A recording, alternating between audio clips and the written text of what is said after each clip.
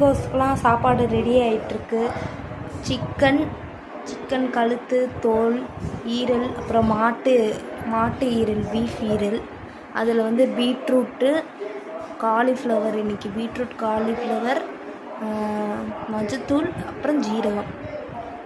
சாப்பாடு வாலி ஃபுல்லாக சாப்பாடு.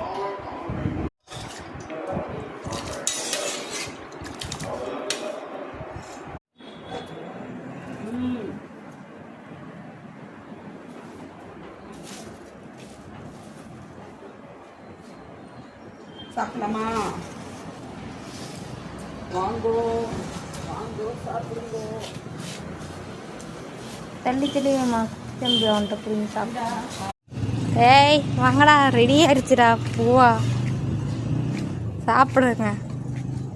ஒடியா சாப்பாடு ரெடி ஆயிடுச்சு. வாங்க